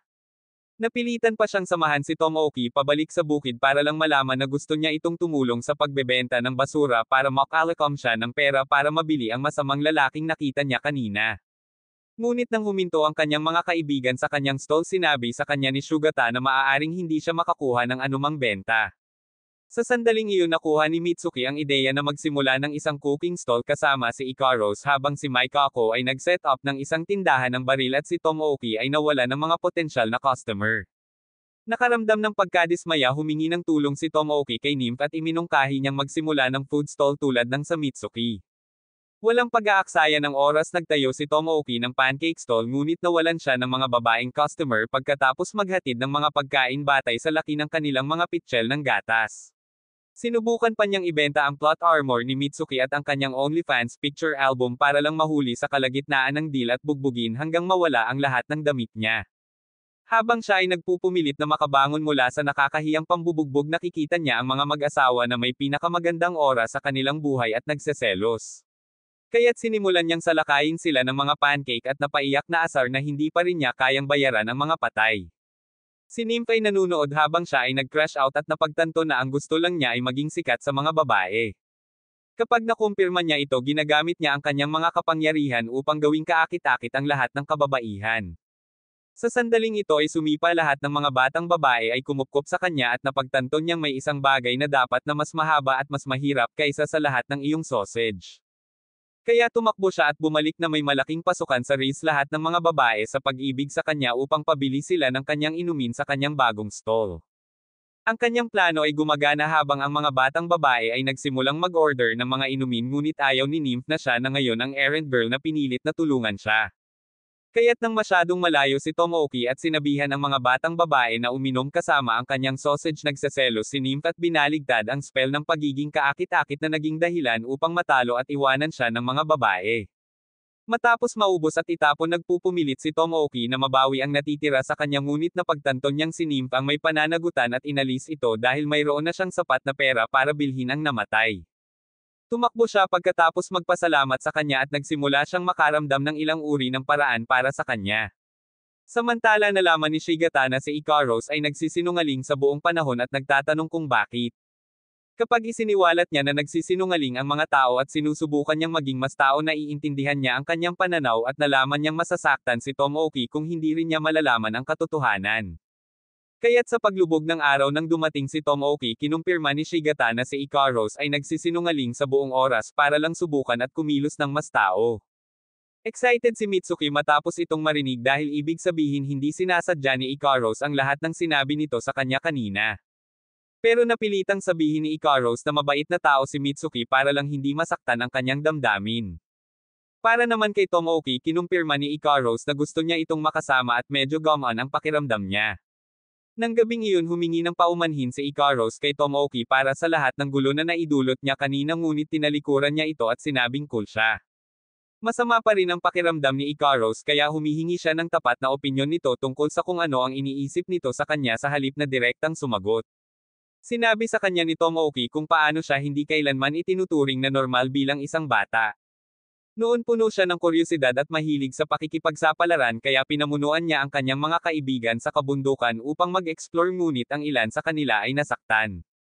Dahil doon, wala ni isa sa kanyang mga kaibigan ang gustong sumama sa kanya muli sa bundok at pinigilan sila ng kanilang mga magulang na maging kaibigan siya ng lubusan hanggang sa nauwi siyang mag-isa. Ibinunyag niya na talagang masama ang pakiramdam niya nang maisip niyang baka matuklasan din siya ng mga babae, kaya nang marinig ito ni Ikaros, pumasok siya para halikan at sinabi sa kanya na gusto niya itong makasama magpakailanman. Naiwang ganap na nakatulala si Tomoki, nagpupumilit na malaman kung ano ang nangyari sa kanya. Habang siya ay nag-crash out, si Nymph ay nakaupo sa rooftop at napagtanto na hindi na siya makakahanap ng mapapangasawa. Habang nanunood ng romantikong pelikula sina Nymph at Tomoki, nakita ni Ikaros ang ilang mga eksena at nais niyang makipag-lock hands kay Tomoki. Pagkaraan ng araw na iyon, dumating si Tomoki sa paaralan at napagtanto na ang mga mag-aaral ay naghahanda para sa cultural fair. Ayon kay Mitsuki, ito ay isang festival na idinaraos ng paaralan kung saan ang mga klase ay nagtatayo ng mga tindahan, naglalagay ng mga dula at iba pang kaugnay na aktibidad. Tinanong ni Ikaros si Tomoki kung sasali siya sa kaganapan, ngunit sinabi niya sa kanya na nakaupo siya dito hanggang sa magpakita sina Sugata at Mikako na isiniwalat na bahagi siya ng kanilang club. Habang sinusubukan ni Tomoki na i-proseso ito, dumating sina Yoshizune at Sekino bilang mga kinatawan ng pribadong akademya at nagsimulang kutsain ang mga kasama ni Tomoki dahil sa kanilang mahihirap na dekorasyon. Nagtataka si Sekino kung may alam ba ang mga mag-aaral tungkol sa kultura at ito ay nagdudulot ng nerbiyos sa Tomoki. Nang tanungin niya kung ano ang kanilang gagawin para sa pagdiriwang ngayong taon, binanggit ni Yoshizune ang pag-oorganisa ng furuan na nangangahulugang isang orkestra. Pero dahil sobrang tanga ni Tomoki, iba ang tingin niya at nauwi sa kahihiyan sa kanyang paaralan sa harap ng kanyang mga kalaban. Bilang resulta, kinukutsa siya ni Sekino at Yoshizune dahil sa pagiging brokey, kaya pagkatapos nilang umalis, sinabi ni Mikako na kailangan din nilang gumanti ng isang musical performance. Iminumungkahi niya na bumuo ng isang banda at kahit na ang lahat ay kapantay nito, si Nymph lamang ang magaling tumugtog ng piano. Kaya hinawakan ni Tomoki ang kanyang kamay at pinupuri siya habang si Ikaros ay nagseselos kapag nakikita niya silang magkasama. Sa gabing iyon sa isang clan meeting isiniwalat ni Mikako na ang mga mag-aaral sa akademya ay nakipag-away sa kanyang paaralan dahil sa festival fair kaya personal itong pinasyahan ng kanyang ama at nagpasya na ito ay magiging digmaan mula sa susunod na araw. Itinalaga niya ang kanyang mga tauhan na maglagay ng mga poster sa buong lungsod para magpakita ng suporta sa banda ni Mikako at nauwi ito sa pagpapataas ng kamalayan sa maikling panahon. Gayunpaman ang magkasalungat na akademya ay nag-aayos ng isang pulong ng koponan at ginagamit ito bilang isang paraan upang lumikha ng kanilang sariling malaking grupo ng suporta na pinipilit ang mga taong bayan na hatiin sa dalawang paksayon, isa para sa banda ni Mikako at ang isa para sa orkestra ng akademya. Nang makitang nagiging seryoso na ngayon nagpasya si Tomoki na sumali sa kanyang banda para sa isang sesyon ng pagsasanay. Habang nandoon sinisikap ng lahat na masanay sa kanilang instrumentong pangmusika maliban kay Ikaros na nalulungkot dahil hindi siya sanay sa kanya. Napanginom ni Nymph ang kanya at nauwi sa muling papuri kaya iminungkahi ni Mitsuki na subukan ni Ikaros ang isang bagong bagay na maaaring magaling siya. Kapag ginawa niya lahat ay natigilan at lahat sila ay umaasa sa paligsahan. Nang maglaon sa hapong iyon naisip ni Tomoki at nagpas siyang pumunta sa kafe ng pambabae na swimsuit para makita ang magagandang bagay. Laking gulat niya nang makita si Ikaros doon at mas laking gulat niya nang makita niyang si Nymph ay nakukuha ang lahat ng atensyon mula sa mga lalaki sa kabila ng walang nakikitang plot. Para naman kay Mitsuki inihain niya ito ng inumin ngunit bago siya umalis ngumiti si Tomoki sa kanyang mga tagagatas at halos mabugbog hanggang mamatay nang mapansin niya. Pagkatapos ng kanilang oras sa kafe kinaladkad ni Mitsuki si Tomoki upang makita ang isang haunted house at masama ang pakiramdam ni Ikaros na hindi niya ito makakasama. Kasabay nito nakita ni Nymph si Sugata na ipinapakita ang kanyang glider bilang isang exhibit para sa pagbebenta at nagtataka si Nymph kung bakit siya nahuhumaling sa paglipad.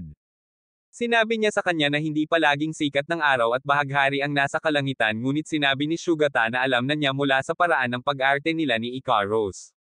Sa sandaling iyon nagsimulang maalala ni Nymph ang isang oras sa nakaraan kung saan siya ay pinagalitan at binugbog ng kanyang amo lahat ay dahil siya ay Nainas. Nag-alok siya na aliwin siya sa pamamagitan ng pag-awit ng isang kanta ngunit nagbanta pa rin ang kanyang amo na aalisin siya ng tuluyan na natatakot sa kamatayan. Nangako si Nymph na gagawin niya ang lahat para maitama ang mga bagay-bagay kaya sinabihan siya ng kanyang amo na tanggalin ang pakpak ng isang ibon na mahal niya. Noong una nag-alinlangan si Nymph ngunit ginawa niya pa rin dahil wala siyang pagpipilian. Kahit pagkatapos niyang gawin pinahiya siya ng kanyang amo. Habang iniisip niya ito sa kasalukuyan tinawag siya ni Tomoki at binigyan siya ng isang matamis na candy na sinasabi sa kanya na ipinangako niya na bibigyan siya ng isang bagay na gusto niya. Kaagad naalala niya kung kailan siya binugbog ng kanyang amo at kung paano niya ito dapat pasalamatan. Ngayon ay nagtataka siya kung bakit napakabait ni Tomoki sa kanya dahil pinaniwalaan siya na ang mga tao ay mga kulisap na dapat year-okon. Kaya habang nilalasap niya ang candy napagtanto niyang matamis ito at nagsimulang tumulo ang mga luha. Nagtataka ito kay Mitsuki kung ano ang nangyayari sa kanya ngunit dahil ayaw niyang malaman ng mga ito ang kanyang nararamdaman nagsinungaling siya at sinabing hindi niya gusto ang candy. Lumipas ang ilang oras at dumating na ang oras para harapin ng banda ni Mikako ang mga estudyante ng Pride Academy. Habang ang lahat ay umaawit sa labas ng bulwagan ng paaralan ang mga mag-aaral ng Pride Academy ay umakyat sa entablado at naghahanda upang magtanghal para sa kanilang mga tagahanga. Maayos ang takbo ng lahat habang ang koponan ni Sekino ay nagpapalabas ng isang napakagandang pagganap sa musika na nagpasindek sa kanilang mga tagasunod. Habang nagpalakpakan ang lahat para sa kanila iniisip ng ibang mga estudyante kung magiging kasing galing ang banda ni Mikako ngunit pinasaya sila ng isang batang babae na nagsasabing magiging maayos ang lahat dahil magpe-perform si Tomoki. Sa takdang oras si Tomoki ay naghulog ng isang epic na pasukan kasama ang kanyang banda sa entablado para lang tuluyang umalis sa punto at magsimulang kumanta tungkol sa plot at kung gaano sila kahanga-hanga. Ikinagulat nito ang karamihan at iniwan ang kanilang mga kalaban na tumatawa ngunit pagkatapos siyang hampasin ni Mitsuki sa lupa sinabi niya sa mga manunood na i-perform nila ang kanilang pangunahing kanta ngayon na nabigla.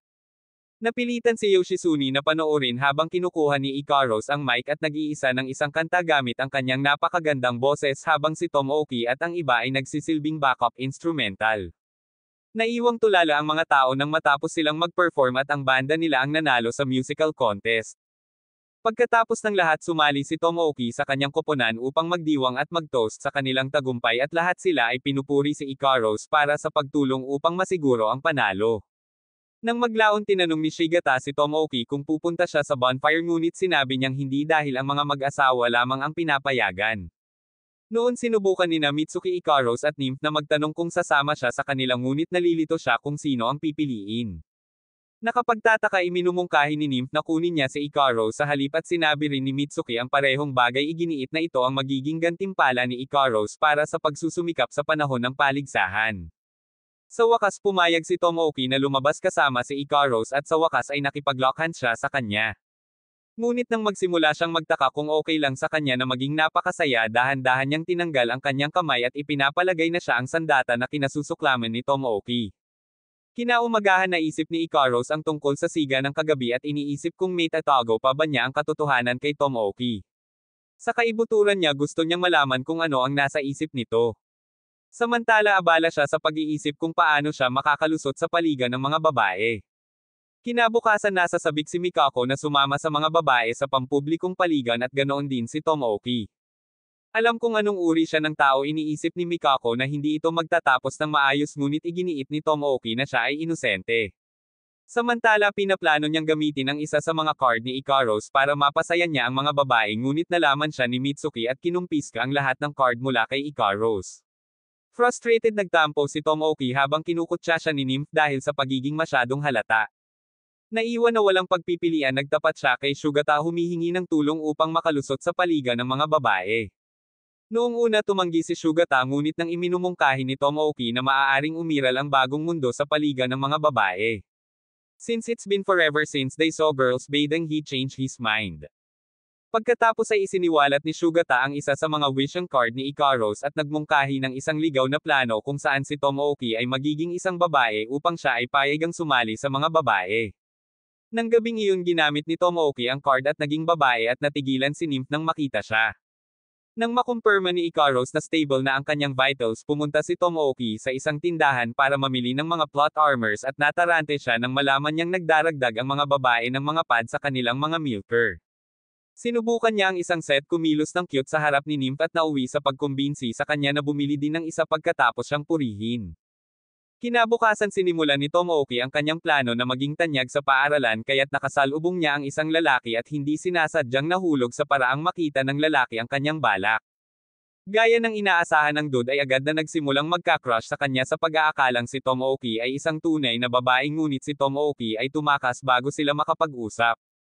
Nang maglaon habang nakikipag-chat kay Nymph nagpakita si Mitsuki at nagtanong tungkol sa kinaroroonan ni Tomoki kaya nagsinungaling si Nymph na sinasabing nangungulila siya sa trangkaso at sinabi ni Mitsuki na susuriin niya siya mamaya ngunit iginiit ni Nymph na magiging maayos siya. Samantala si Tomoki na ngayon ay Tomoko ay ipinakilala ang kanyang sarili kay Mitsuki bilang isang bagong lipat na babaeng estudyante at natutuwa siya kapag walang pinaghihinalaan si Mitsuki. Pagdating niya sa paaralan siya ay kumilos ng buong babae at umaakit ng maraming lalaki. Sa panahon ng cooking class nagpapakita siya sa isang maid outfit at kahit papaano ay nakagawa pa nga ng isang kwento na nagpapadala sa mga lalaki sa siklab ng galit. Binuhusan nila siya ng mga regalo at atensyon at naging isa siya sa mga pinakasikat na babae sa paaralan. Kapag oras na para umihi pumasok si Tomoki sa locker room ng babae upang magpalit at halos mawalan siya ng malay nang makita ang mga pukana ng babae. Habang naglalakad siya papunta sa locker niya napadpad siya at napadpad sa plot ni Mitsuki pero dahil sa tingin niya ay babae siya tinawanan niya lang ito at tinawag pa siyang cute. Nagsimula siyang magsalita tungkol sa kanyang kaibigan noong bata pa na tinutukoy si Tomoki. Nang maglaon nakilala ni Tomoki si Sugata na pumupuri sa kanya para sa perpektong pag-arte bilang isang babae. Pagkatapos ay sinabi niya na oras na para sa ikalawang yugto ng kanilang misyon na kinabibilangan ng paglusot sa pampublikong paligan ng babae. Kaya pagkatapos ng klase ipinakilala ni Tomoko ang kanyang sarili kay Mikako bilang isang transfer student at sinabing lagi niya itong hinahangaan. Bagamat kakaiba si Mikako na may nagkakagusto sa kanya pumayag siyang samahan siya ni Tomoko sa paliligo. Gayunpaman ngumiti si Mitsuki na nagsasabing si Tomoki ay may sakit at hindi na sa paligid para sumilip hindi niya alam na nasa tabi niya ang may sakit na batang lalaki. Bago umalis binigyan ni Sugata ng thumbs up si Tomoki para sa kanyang pagganap at ngayon ay umaasa na makita kung talagang umiiral ang bagong mundo sa pampublikong paligan. Pagkalipas ng ilang oras ang mga babae ay nagtungo sa pampublikong paligan at nag-alala si Nymph nang maalala niya ang kanyang amo at napagtanto na nauubusan na siya ng oras. Para naman kay Tomoki nasa sabik siyang pumasok sa pampublikong paligan habang si Sugata ay nagmamasid ng mabuti gamit ang isang wall painting upang itago ang kanyang presensya. Masyadong nasa sabik si Tomoki nang lumingon siya at nakikita ang mga naka-onplot na nilker ng mga babae at maging si Ikaros ay nagsimulang mapansin na ang kanyang mga vitals ay tumitibok. Habang sinusubaybayan niya ang kanyang mga vitals nagpakita si Nymph na nagnanais na maging madali para sa kanya na tapusin ang kanyang misyon. Ikinukumpara niya ang sarili kay Ikaros, sinasabi sa kanya na wala siyang dapat ipag-alala at sinabi sa kanya ni Ikaros na nag-aalala siya tungkol sa pagtatago ng katotohanan kay Tomoki dahil alam niyang hindi niya ito magagawang lokohin magpakailanman. Pakiramdam niya ay kapuputin siya ni Tomoki kapag nalaman niya ang katotohanan at ngayon ay nalilito siya kung dapat ba niyang itago ang kanyang sikreto o lumalapit na lang sa kanya. Bumalik sa paligan, tinanong ni Tomoki si Mikako kung maaari niyang tulungang kuskusin ang kanyang likod at kapag pumayag siya masyado siyang nainitan at gumamit ng shower gel upang hindi sinasadyang masahe ang kanyang mga pitchel ng gatas. Habang nagpapanggap na ito ay isang slip-up, hinahaplos niya ang mga ito at halos mawala ng malay habang si Ikaros ay nakakakuha ng kakaibang mga pagbasa mula sa kanyang katawan. Pagkatapos ay lumipat siya kay Mitsuki na dulas muli at dumapo sa kanyang mga milker na humahantong sa isa pang round ng hindi sinasadyang paghimas. Sa lahat ng dugong umaagos sa isang lugar, ganap na nawala ng kontrol si Tomoki at sinimulang lambingin ang bawat batang babae sa paligan ng napakabilis. Sa ilang mga punto si Ikaros ay pumasok, sinusubukang patatagin ang kanyang mga vitals, ngunit si Tomoki ay kumalma lamang kaagad bago muling sinunggaban si Mikako. Pagkatapos niyang bumalik sa normal, sinubukan niyang tumakas ngunit nahuli siya ni Mitsuki at nauwi siya sa pagkagat ng alikabok, kaya nang malapit na siyang isakay sa isa pang anime, sinabihan siya ni Sugata na malaman kung kailan siya bubunutin o pipigilan. Nang sumunod na araw siya ay muling nagkatawang tao pabalik sa mundong ito at ang taong namamahala sa pampublikong paligan ay pinilit siyang linisin ang kanyang parusa. Sa susunod na pagpunta ng mga babae sa paligan, masaya sila na wala si Tomoki upang tiktikan sila. Pagkatapos nilang matapos, nagpasya si Ikaros na sa wakas ay oras na para sabihin sa kanya ang totoo, ngunit habang sinusubukan niya siya ay nanlamig at nagsimulang umiyak. Marahan siyang sinabihan ni Tomoki na maghintay hanggang sa siya ay handa na. Samantala si Nymph ay lihim na nakikinig mula sa gilid na nagnanais na siya ay si Tomoki bilang kanyang Panginoon sa halip. Sa paglubog ng araw, nakipagkita si Tomoki kay Sugata at curious na tinanong siya kung ano talaga ang iniisip niya tungkol sa Angeloids. Inamin niyang lagi niyang pinangarap na magkaroon ng isang robot na ginawa tulad ni Ikaros, ngunit hindi kung nangangahulugan ito na kailangan niyang magdusa. Pagkatapos ay sinabi ni Sugata kay Tomoki na sigurado siyang umiiral ang bagong mundo at parehong si Ikaros at Nymph ay nakulong pa rin nito. At ang marinig iyon ay parang gusto ni Tomoki na suntukin ang sinumang lumikha ng Angeloid sa unang lugar. Pagkalipas ng ilang araw, naging paranoid si Nymph habang patuloy na dumadating ang timer sa kanyang choker. Samantala sinisikap ni Tomoki ang kanyang makakaya na turuan si Ikaros kung paano ngumiti, ngunit sa kabila ng lahat ng kanyang pagsusumikap, nabigo siya at nabigo siya. Nang pumasok si Nymph at makita sila, lumayo siya, naalala na pumunta siya dito para lang ibalik si Ikaros. Kinaumagahan na iyon nakilala ni Tomoki si Mitsuki at humingi ng tulong sa kanya kung paano mapangiti si Ikaros, kaya nagpasya si Mitsuki na kilitiin si Ikaros para ngumiti ng pilit, ngunit hindi ito umubra. Si Tomoki sa kabilang banda ay nagpasya na ipakita kung paano makiliti ng maayos gamit si Mitsuki bilang kanyang scapegoat. Nagsimula ng maayos ang lahat at hindi mapigilan ni Mitsuki na matawa habang kinikiliti. Ngunit may isang bagay na nagsimulang tumaas ng abutin ng mga kamay ni Tomoki, ang kanyang mga pitchel ng gatas at ang iba pa niyang balak. Napansin siya ni Mitsuki at pinalo siya, iniwan si Ikaros na nag-iisip pa rin kung magagawa ba niyang ngumiti. Nang mapansin ni Nymph ang kanyang kalungkutan, iminungkahi ni Nymph na makipagkita sila kay Sugata para sa payo, ngunit hindi iyon naging maayos dahil hindi siya ang tipo ng nakangiti. Habang lumalayo sila sa kanya, nakasalubong nila si Mikako at ipinagtapat sa kanya ang problema sa ngiti ni Ikaros.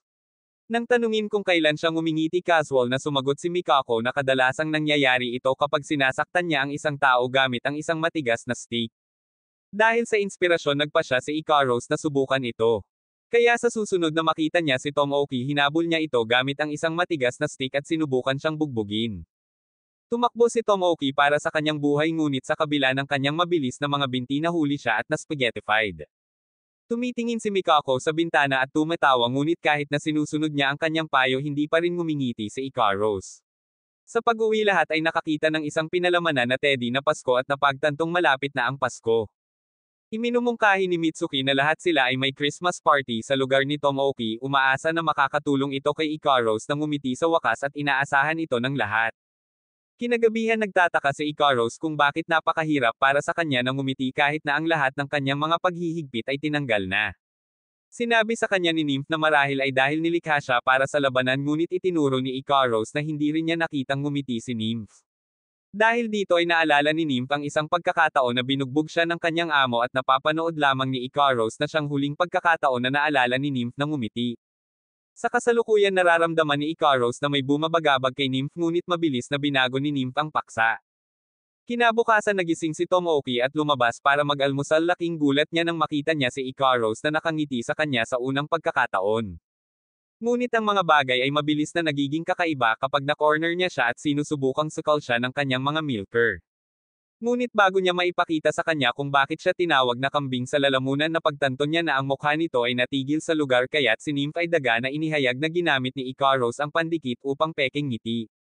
Habang si Ikaros ay pinipilit na hugasan ang kanyang mukha, isang patalasta sa TV ay nagpapakita ng isang mag-asawa na nagde-date at si Nymph ay nagtataka kung ano ang tungkol sa pakikipag-date. Nang pumasok sina Tomoki at Ikaros, iminumungkahi niyang mag-date silang lahat. Nang hapong iyon pinalabas ni Tomoki ang dalawang babae, umaasa na si Ikaros ay maaaring ngumiti ng totoo.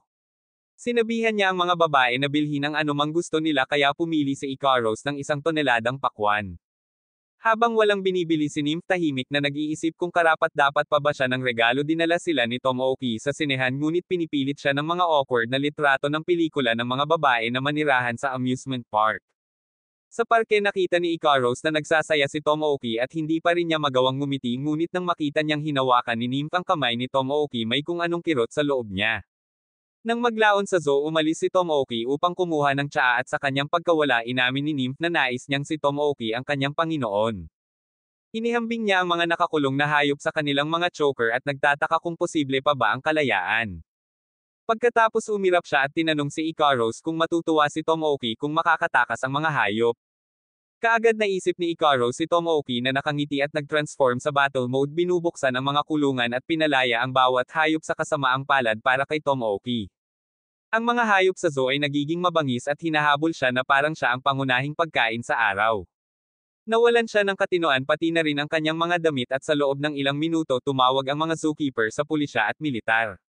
Siya ay naaresto at napunta sa pambansang balita, kaya pagkatapos mahimalang makalabas sa kulungan, galit na sinabi ni Tomoki sa mga batang babae na umuwi kasama niya, ngunit ipinakita sa kanya ni Nymph na hindi nila nakumpleto ang huling item sa gabay sa pakikipag-date. Nang makita ni Tomoki na naghahalikan ito, nabigla siya na sinasabing ang mga bagay na iyon ay para lamang sa isang tao sa iyong puso. Giit pa rin ni Nymph at humihingi ng pahintulot kay Ikaros, pagkatapos ay lumakad at sinubukang halikan si Tomoki, ngunit hindi komportable si Ikaros at lumipad palayo. Kaya't nang sumandal si Tomoki, itinulak siya ni Nymph at nagsimulang kumilos na parang isang tamang tsundere. Napagtanto niyang may nararamdaman talaga siya para sa kanya. Nagsisisi kung paano niya tinatrato si Ikaros at lumipad, iniwan si Ikaros sa mga kamay ni Tomoki, nagtitiwala na sa huli ay matututo siyang ngumiti hanggat kasama niya ito. Samantala naisip ni Ikaros na hinahalikan ni Nymph si Tomoki at tuluyang lumayo at bumagsak sa kalapit na burol na nagrereklamo na masakit ang kanyang reaktor. Kinagabihan inihatid siya ni Tomoki pauwi at nang makitang nababalot siya ng dumi, pinagalitan siya nito. Pero humihingi siya ng tawad dahil hindi niya magawang ngumiti. Hinawakan lang ni Tomoki ang kamay niya at inalalayan siya pauwi. Tinambangan siya ni Nagama at Harpy, dalawang angheloids na nagsabi sa kanya na ipinadala sila ng kanyang amo para sirain si Ikaros. Nagsinungaling sila kay Nymph na sinasabing nag-aalala ang kanyang amo tungkol sa kanya at pinaniwalaan sila ng nagugutom na pag-ibig na si Angloid na hindi alam na plano niyang tanggihan siya kapag naalagaan na si Ikaros at ang Downers. Nang gabing iyon may kakaibang panaginip si Tomoki kung saan sinabihan siya ng parehong babae na iligtas ang iba, nagbabala na malapit na ang oras.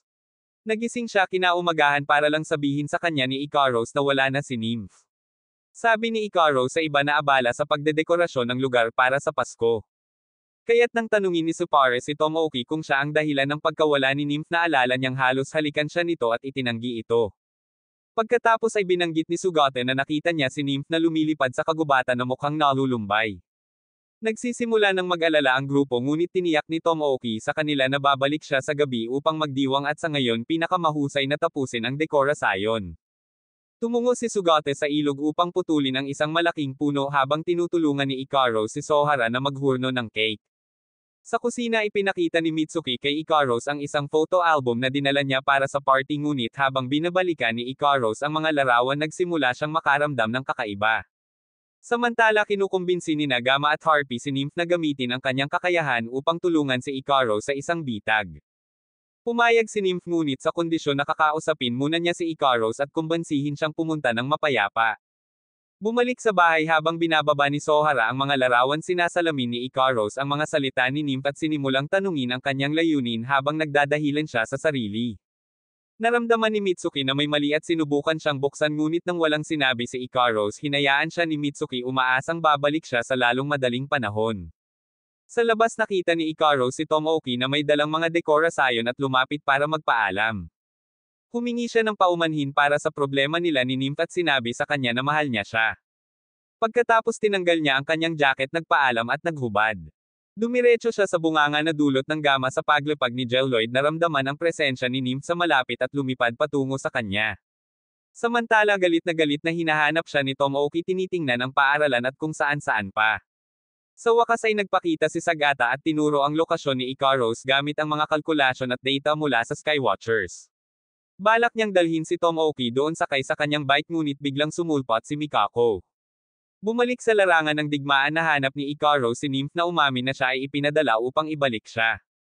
Sa kanyang pagtataka sinabi ni Ikaros na alam na niya at si Harpy na nakatago sa pamamagitan ng pagnanakaw ni Nymph ay nagpaputok ng beam cannon kay Ikaros na tinamaan siya ng direkta at nawasak ang kanyang kaliwang pakpak.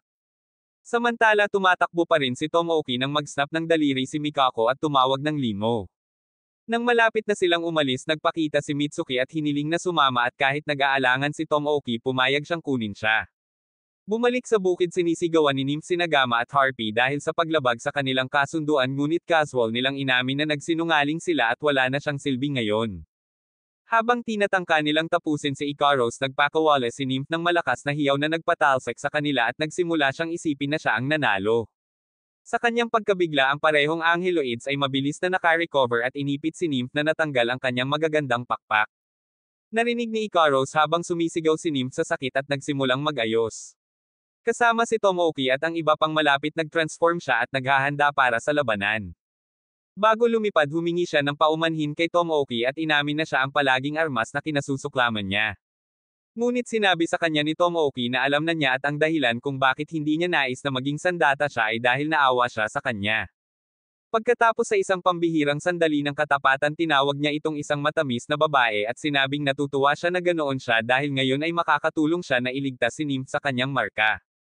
Lumipad si Ikaros at sinalubong ang kalaban sa isang malupit na labanan habang sama-sama siya sa iba upang maabot si Nymph at subukang putulin ang kanyang kadena.